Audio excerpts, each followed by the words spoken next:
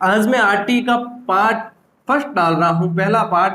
यदि आप पसंद करेंगे और आपको लगेगा कि हाँ गुरुजी सही बता रहे हैं और हमारे लिए कारगर सिद्ध है, तो फिर इसका दूसरा पार्ट भी कल डाल दिया जाएगा। अब कैसे याद रखा जाए, देखो 2009 है तो ये 2009 है, 9 में से इस 2 को घटा देते हैं अपन, तो पीछे कितने बचते हैं, 7। यानी कि इसमें अध्याय कितने हैं, इसमें अध्याय कितने हैं, 7 आ गया। अनुसूची जो है वह एक ही है और धाराएं जो है वह 38 है। इसको याद रखना पड़ेगा आपको, ठीक है ना। अध्याय 7 है, अनुसूची 1 और धाराएं 38 है, और इन 38 धाराओं में तो हमारी समस्या रहती है। तो ये 38 धाराएं हैं। अब इनमें से अपन जो है मुख्य मुख्य आज कुछ धाराएं पढ़ेंगे, बाकी कल पढ़ेंगे। तो अब मैं जो है मेन बिंदु पर आ जाता हूं जिसका आप इंतजार कर रहे थे। स्किप किए बिना देखें, ज्यादा समय नहीं लूंगा, छोटे छोटे वीडियो बनाने की कोशिश करता हूं मैं भी, ताकि अपलोड करने में भी समस्या नहीं आए और आपका समय भी ज्यादा नहीं जाए, और छोटे छोटे वीडियो टुकड़ों में बांट कर जो अपन जल्दी सीख लेते हैं। अब साथियों देखिए क्या है कि सबसे पहला भाग, ठीक है, सबसे पहला भाग अध्याय 1, कोई भी प्रावधान लागू किया जाता है, कोई भी चीज लागू की जाती है, तो पहला भाग जो होता है ना, वह उसके बारे में डिटेल बताई जाती है। कभी भी ये ध्यान रखना कि उसके बारे में ये चीज क्या है, इसको लागू करना है, यह चीज उसकी जानकारी दी जाएगी।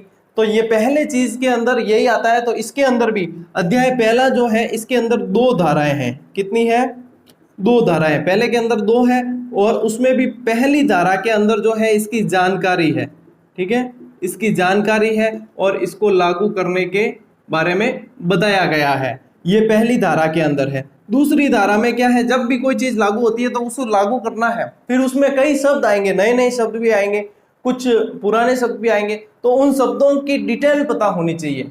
तो वह चीज भी जो है यहाँ पहले और दूसरे भाग के अंदर ही दे दी जाती है। तो दूसरे भाग में जो है यहाँ पे शब्दावलियां आती है। क्या आती है, शब्दावलियां। तो ये चीज ध्यान रखनी, पहले में जानकारी होती है, कॉमन सी बात है, दूसरे में शब्दावलियां आएगी। शब्दावलियां कैसे, बहुत सारी शब्दावलियां, जैसे समुचित सरकार, स्थानीय प्राधिकार, अनुवीक्षण, अपने अभावग्रस्त बालक, दुर्बल बालक, स्कूल क्या है, ये सारी मतलब परिभाषाएं इनकी जो कह दो आप, या शब्दावलियां कह दो, वे सब आती है पहले और दूसरे भाग के अंदर। पहले भाग में तो लागू करने का आ गया, दूसरे में आ गई ये चीज। अब चलते हैं, और ये सबसे छोटा भाग भी है, इसका सबसे छोटा भाग है। अब अपन चलते हैं अध्याय 2, दूसरे अध्याय की तरफ। अब देखो इसमें 2 धाराएं हैं और इसके एक स्टेप आगे चल रहे हैं, तो इसमें धाराएं भी एक स्टेप आगे चलेगी, और इसमें धाराएं कितनी हो जाएगी अपने, इसमें धाराएं एक स्टेप आगे चलेगी, तो इसमें हो जाएगी 3 धाराएं। 3 कौन सी, चौथी, पांचवी और छठी, नहीं तीसरी, चौथी और पांचवी, ठीक है। छठी से फिर वो अगले में चले जाएगा, तीसरी, चौथी और पांचवी, यानी कि कौन कौन सी धाराएं, 3, 4 और 5। अच्छे से देखना, हाथों हाथ याद करवाऊंगा मैं आपको। अब देखना, हाथों हाथ याद होती चलेगी। देखो तीसरी धारा के अंदर क्या है, 3 नंबर में क्या है, तीसरी धारा के अंदर, पहली बात तो 3 धाराएं हैं इसके अंदर, ठीक है ना। तो तीसरी धारा के अंदर क्या है, ये चीज देखनी है सबसे पहले अपन को। तो तीसरी धारा के अंदर साथियों ये चीज है कि इसके अंदर जब अपन कोई चीज, जैसे फ्री में अपन देखते हैं कि कहीं कोई माइक भी घूम रहा है, जैसे किसी चीज के लिए फ्री में, तो वो अनाउंसमेंट किस तरीके से करते हैं, फ्री फ्री फ्री, बिल्कुल मुफ्त मुफ्त मुफ्त, ऐसे करते हैं, है ना। फ्री फ्री फ्री यानी 3 बार अपन देखते हैं ज्यादातर, बिल्कुल फ्री बिल्कुल फ्री बिल्कुल फ्री, ऐसे। तो यानी कि 3 बार इसमें क्या कहते हैं, वो फ्री, 3 बार उच्चारण करते हैं, फ्री फ्री, है ना, 3 बार। तो 3 बार फ्री फ्री कह दिया, यानी कि निशुल्क है, पूरी तरह से अनाउंसमेंट कर दिया कि पूर्ण रूप से निशुल्क है। कौन सी शिक्षा, 6 से 14 वर्ष की शिक्षा पूर्ण रूप से निशुल्क है, यह अनाउंसमेंट कर दिया गया। यानी इसमें यह बताया गया पूर्ण रूप से निशुल्क है, किसी भी तरह से इससे शुल्क नहीं लिया जा सकता। वह प्रावधान किसके अंदर है, 3 नंबर में है, ठीक है। अब 4 नंबर में चलते हैं साथियों। 4 नंबर में क्या है, जब यह अनाउंसमेंट किया गया, पूरे गांव में अनाउंसमेंट किया, पूरे गांव में अनाउंसमेंट किया, सभी को पता चला। अब वहां पे एक छात्र था चौथिया नाम का, चौथिया नाम का, गांवों में नाम ऐसे ही होते हैं, चौथमल, चौथा राम, चौथिया कहते हैं फिर उसको। तो चौथिया नाम का छात्र था, वो अपने पिताजी के साथ में आया एडमिशन लेने के लिए विद्यालय में। विद्यालय में एडमिशन लेने जब विद्यार्थी आता है तो उसे देखते हैं अपन, और देखकर, बच्चा कोई भी दिखे, देखकर उसके एज का अनुमान लगाते हैं, आयु का अनुमान लगाते हैं, ये कितने साल का होगा। तो फिर आयु का उसको पूछा उसके पिताजी को, उसके पिताजी ने कहा कि ये 10 साल का है। 10 साल का है तो फिर अपन अनुमान लगाते कि इसको कौन सी कक्षा में डाला जाए, क्योंकि प्रावधान के अनुसार देखना पड़ेगा। तो फिर देखते हैं 10 साल का है, क्यों पहली में नहीं ले सकते सीधा, 10 साल का है तो उसको पहले में नहीं ले सकते, 6 साल का आया होता तो ले लेते, ठीक है ना। तो फिर उसके एज के अनुसार देखते हैं कि हाँ अच्छा इसको चौथी में एडमिशन दिया जाए, ऐसा प्रावधान है आरटी के अंदर। तो यानी कि आयु के अनुसार कक्षा कक्ष में प्रवेश वह आपके आता है चौथे के अंदर। आयु के अनुसार, आयु अनुसार कक्षा कक्ष में प्रवेश की बात किसके अंदर की है, चौथिया आया है, चौथिया को देखा अपन ने कि कितना है ये एज में, ये 10 साल है, तो इसको कौन सी कक्षा में प्रवेश दिया जाए। आयु अनुसार कक्षा कक्ष में प्रवेश देने की जो बात है वह की गई है अपने चौथे अनुच्छेद, चौथी धारा के अंदर। अब 5वीं धारा में यहां लिख देता हूं, चलो कोई बात नहीं। 5वीं धारा के अंदर अपन देखते हैं 5वीं में क्या है। 5वीं में देखो चौथी का एडमिशन कर दिया, बढ़िया 1 साल पढ़ा। गाँवों में ये समस्या रहती है कि जैसे बारिश नहीं हुई या कोई घुमक्कड़ लोग हैं या खेती करते हैं तो वो भी स्थान बदल देते हैं बार बार। तो उसमें क्या होता है कि जैसे हमारे स्कूल में भी बच्चे पढ़ते हैं तो वो कई बार जो है एक यहाँ पे खेत रखा तो यहाँ खेती करते हैं, यहाँ एडमिशन ले लेते हैं, दूसरी जगह खेत रखा दूसरी जगह एडमिशन ले लेते हैं। तो इसमें क्या होता है कि जैसे अब विद्यार्थी ने एडमिशन तो ले लिया, एडमिशन लिया 1 साल पढ़ा, अब जैसे ही अगला साल आया तो क्या गुरुजी मैं तो जाऊँ हम दूजे गाँव। क्या दूजे गाँव क्यों, कि मेरे खेत बटे राखी हो, खेत राखी हो, तो क्या नहीं हम तो नहीं जाने देंगे। तो क्या जाना तो पड़ेगा गुरुजी मैं तो जाऊँ। तो जाना पड़ेगा, यानी कि जाने के लिए उसको क्या देना पड़ेगा, टीसी देनी पड़ेगी, स्थानांतरण प्रमाण पत्र देना पड़ेगा। यानी कि अब ये जब 5वीं में आया है, 5वीं में आया है तो फिर स्थानांतरण के लिए विद्यालय बदलने के लिए इसे कोई रोक नहीं सकता, स्थानांतरण प्रमाण पत्र देना ही जरूरी है। यानी कि स्थानांतरण को रोका नहीं जा सकता।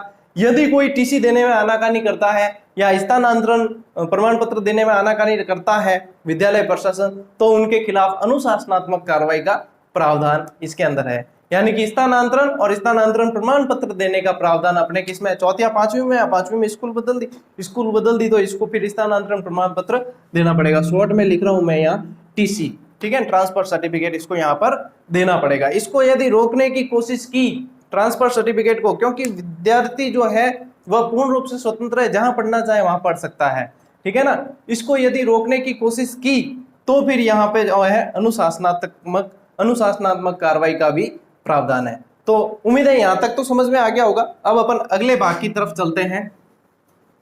कोशिश देखो साथियों पूरी कर रहा हूं, बाकी कितना समझ में आता है आपको, कितना जो आप रटते हैं एक एक धाराओं को, उसको रटने से जो है मैं एक अलग तरीके पर ले जाने की कोशिश कर रहा हूं, जिससे आपको अच्छे से समझ में आने लगे और आपको पढ़ने का एक नया तरीका मिले।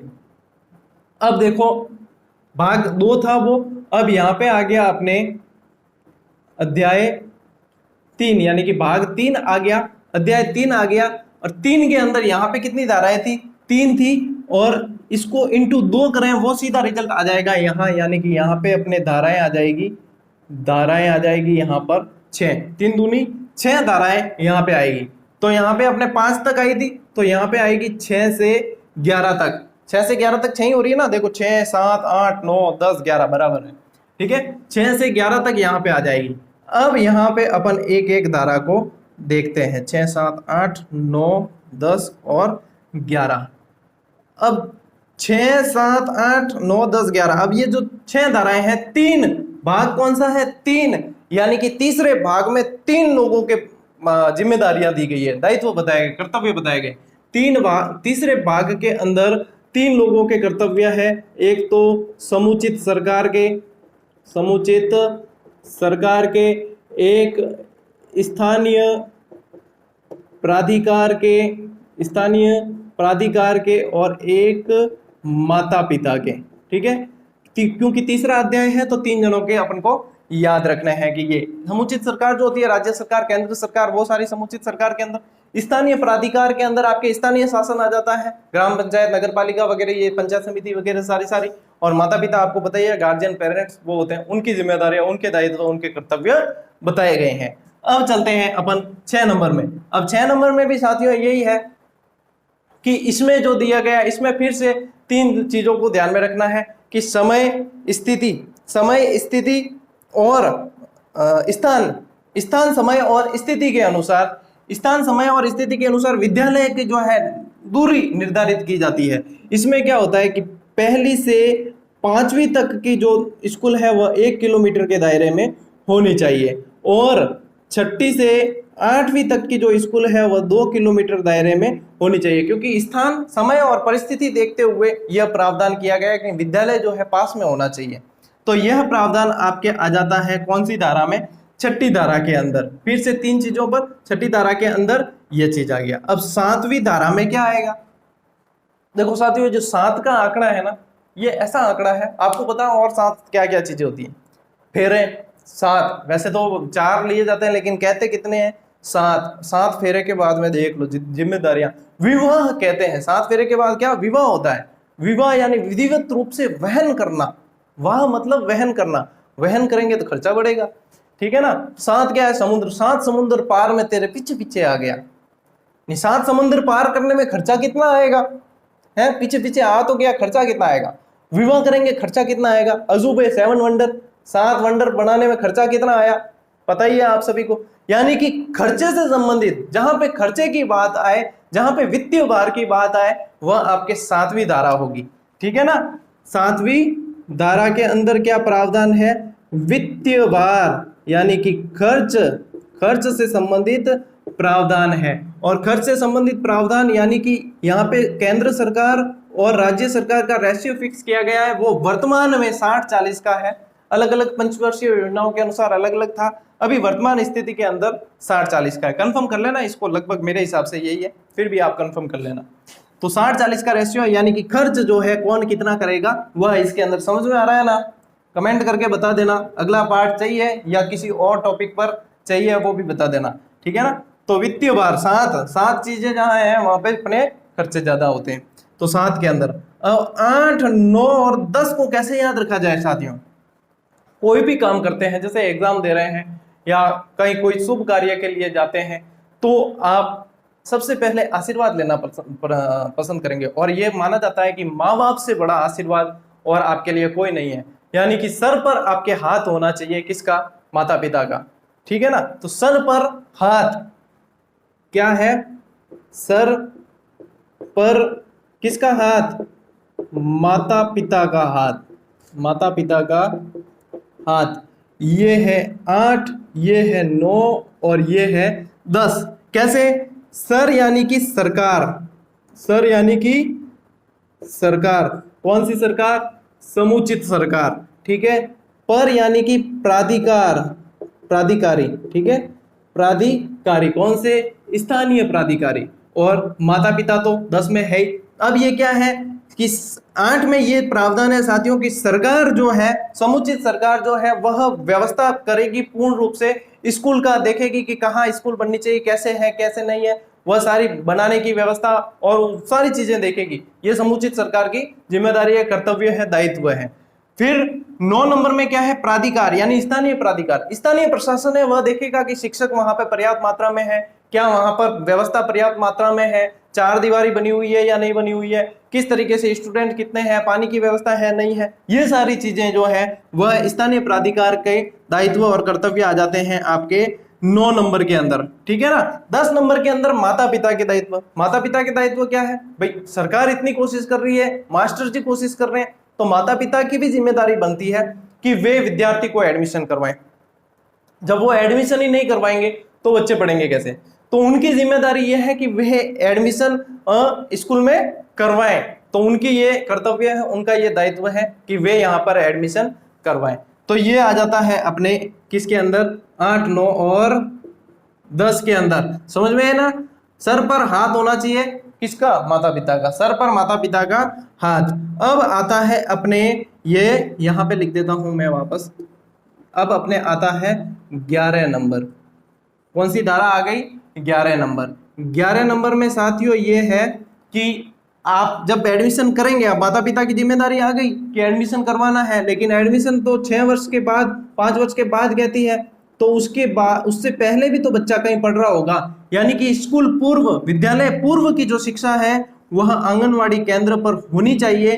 3 से 6 वर्ष के बच्चों की शिक्षा आंगनवाड़ी केंद्र पर करवाने का प्रावधान ये है। आपको पता ही है आजकल प्ले ग्रुप वगैरह चलते हैं, है प्री स्कूल, तो वो सारी प्री स्कूल वाली जो शिक्षा है वह 11 के अंदर दी गई है और 11 में ये कहा है कि आंगनवाड़ी के अंदर इनकी शिक्षा करवाई जाए। साथियों कैसा लगा टॉपिक? सबसे पहले तो यही बताना, क्योंकि आपके पॉजिटिव कमेंट बहुत बढ़िया, देखो नेगेटिव तो आने हैं, वो तो आते ही हैं, चाहे कितना ही बड़ा दिग्गज हो, प्रधानमंत्री भी तो उसके भी नेगेटिव, हालांकि अपने तो इतना विद्यार्थी तो नहीं रखते हैं सोच, लेकिन अपन किसी को बाध्य नहीं कर रहे हैं। सबसे बड़ी बात कि अपन किसी से शुल्क ले रहे हो और फिर उसको कहें कि तुझे देखना ही देखना पड़ेगा ये चीज, तो सभी स्वतंत्र हैं, जिनको पसंद आता है, जिनको चाहिए कि हम स्मार्ट वे में तैयारी करें, बिल्कुल स्मार्टली, ताकि हमारी वहां पे गलतियां नहीं हो। देख लेना उत्तराखंड वाला पेपर कल टेलीग्राम ग्रुप पे डाला है, परिभाषाएं मैंने बताई थी आपको, समायोजन की परिभाषा, अधिगम की परिभाषा, लगभग परिभाषाएं 4 परिभाषाएं पूछी है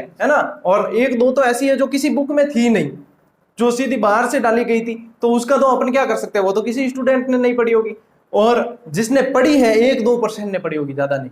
और बाकी जो परिभाषा वो भी कंफ्यूजन वाली होती है हमेशा, आप देख लेना। अब अपन ने परिभाषाएं सारी यहाँ पे बिल्कुल अच्छे से समझी है, एक एक चीज अब परिभाषाएं समझी है, वो परिभाषाएं जिसने समझ ली, जिसने देख ली और उसके सामने आते ही उसको पता है कि इसका उत्तर ये है। इसके अलावा व्यक्तित्व के प्रकार पूरा ट्रिक से बताया आपको, अधिगम से संबंधित और अंदर सामग्री, बाल विकास से संबंधित, तो जो चीजें जो टॉपिक पढ़े हैं, मैं ये नहीं कह रहा कि मेरे पढ़े हुए में से ही सारा बना है, क्योंकि मैंने तो अभी तक सारा पढ़ाया ही नहीं, अभी तो इतना कम समय हुआ है, और कोई 23 चॉइस क्लास डाली है साइकोलॉजी की, वो भी छोटे छोटे वीडियो है अलग अलग पार्ट में, तो मैं कठिन टॉपिक को सरल बनाकर देने की कोशिश आपको कर रहा हूं। लेकिन कल वाला पेपर देखा उसके बाद मुझे लगा कि मुझे इससे और संबंधित दे देने चाहिए आपको मटेरियल, ताकि आपके रीड के अंदर जब प्रश्न बनेंगे तो वे सीधे की सीधे आपके सही होने के चांस रहेंगे, और मैं ये कोशिश करूंगा, अभी आपके लिए लगा हुआ हूं बिल्कुल, तो ये प्रयास अपना जारी रहेगा।